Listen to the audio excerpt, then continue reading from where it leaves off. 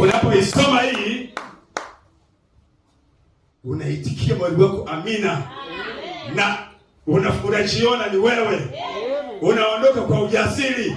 Unaweza kwenda kukabili pepo mahali fulani kwa sababu kuna andiko ambalo linakuhusu na ambalo linapaswa likuvae wewe, liende likafanye kazi. Nimesema hii Biblia haiwezekani kuipelekea mgonjwa eti apone, ama ipeleke pale baa eti waache ulevi ama waache kuvaa nusu uchi. Lakini wakati umefanyika hiyo, ukienda pale nena neno. Nena neno tu. Jina la Bwana barikiwe. Neno tu au hata muonekano wako tu tayari inabadilisha hali ya hewa. Jina la Bwana barikiwe. Amina na amina. Najua Yesu wakati akipita kule kwenye makaburi mahali fulani, kulikuwa kuna mapepo pale. Yule jeshi yule, wakati anapita tu hata hajamfikia, lakini kwa sababu yeye akifika sehemu hali ya hewa inabadilika, mapepo yakatambua. Yenyewe ndio yanaanza kukimbia. Yanamtafuta kuomba yanaomba yasiangamizwe. Umekuja kutuangamiza kabla ya muhula wetu. Yanajua ya kwamba huyo ni mtu wa tofauti. Unajua ni kwa nini? Kwa sababu Yesu alijitambua sana. Yaani Yesu ndio maana siku ile alipoingia kwenye sinagogi, Biblia hii ilikuwa na maandiko mengi, Agano la Kale unajua, ikiwa na Mwanzo mpaka Malaki. Lakini alipokamata Biblia yake, yeye alikuwa anajijua kwamba mimi nimeandikiwa haya manabii kuanzia Mwanzo mpaka Malaki 4. Hawasemi jambo lingine ila wanasema kunihusu mimi. Kwa hiyo mimi hii Biblia hii ni mimi. Lakini haya mambo yanatimizwa katika huduma yangu step by step. Amen. Jina la Bwana barikiwe. Amen. La mwisho halitatangulia. Wala la kwanza halitaenda mwisho. Ni step by step.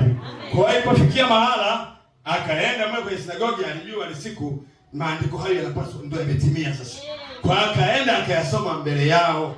Maana wao walikuwa si wanayasoma. Sasa yeye anaenda kujitambulisha kwao.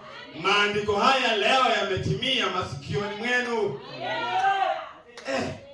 Sasa walikuwa wanayasoma maandiko hayo.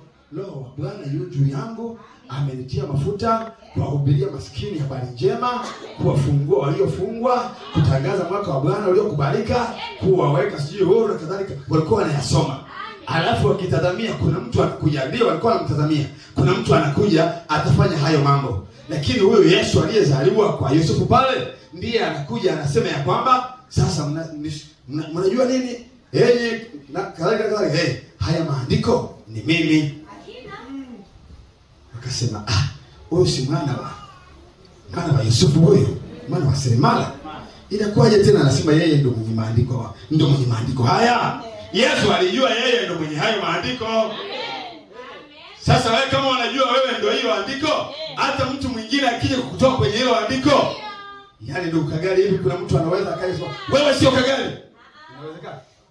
Yaani akakuongezea kwa sababu wewe sio Kagali bwana, wewe sio Kagali. Alafu nao kafikia mawazo kama kumbe mimi sio Kagali. Sasa unakuwa ujitambue. Unakuwa kuna itilafu mahali. Lakini ukiona huyo mtu kwanza wewe unaona hana akili, huangaiki kushindana naye. Jina la Bwana barikiwe. Kwa maana unajijua vema kwamba wewe ndiye Kagali, na kwa kuwa kuna mambo pengine yaliyoainishwa ambayo Kagali anapaswa kuyatekeleza, wewe utaonyesha mambo hayo kwa vitendo. Jina la Bwana barikiwe. Kwa kuwa wakati mwingine walisema Kagali huyo atakapokuja yeye ni injinia, atafanya hivi na hivi. Kwa atakapokuona kwenye mwonekano sio wewe, sawa basi kama sio mimi tulia. Wewe ingia tu kwenye vitendo. Ndipo baadaye yeye atasema maana ndio huyu. Yesu alipokuwa anaondoka ndipo ambapo waliweza kusema kwamba hakika huyu ni mwana wa Mungu. Lakini wakati yuko miongoni mwao, wakati anazungumza nao, wakati anawaponya ugonjwa wao, wakati anafufua wafu wao, walisema atalika jamaa tu. Jina la Bwana barikiwe. Amina na amina. Hivyo ndivyo imekuwa mara zote. Maana hata nabii anasema kila mjumbe wakati wa kanisa hawakumjua mpaka alipoondoka. Alipoondoka ndipo alimjua. Hata wewe ndugu, bibi harusi atajulikana wakati ameondoka. Ndipo atasema kuna vijamaa vilikuwa pale, vilikuwa vinapiga makelele, vilikuwa vinaimba pale, vilikuwa vina mambo kadha wa kadha. ana mwingine na mfahamu na kadhalika. Hawa watu hawaonekani baada ya kuwa tumeondoka. Kwa hapo ndipo wakati watakapokuwa wanatamani kupata ulicho nacho na hawawezi kupata tena, kwa sababu wakati ni huu na saa ni hii, na wewe uko hapa kwa kusudi. Hautuko hapa kwa bahati mbaya. Lile kusudi la Mungu lilipokuwa limetimia, tumeondoka. Wakati Yesu lile kusudi lake lilipokuwa limekamilika, hakuwa tena na wakati hapa, ilibidi aondoke. Jina la Bwana likiwa. Unapomaliza huduma yako unaondoka. Biblia alipomaliza huduma yake miaka 55 tu akaenda nyumbani.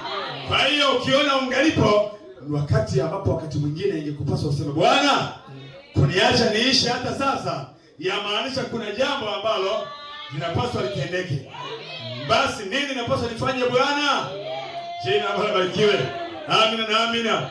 Wakati utakapotenda jambo lako la mwisho, kusudi la Mungu kwako la mwisho, wewe umeenda nyumbani. Amina na amina. Usikae hapo wewe kama mzigo. Sisi sio mizigo. Sisi ni watu ambao tunatumainiwa na Mungu. Mungu anatutegemea sisi.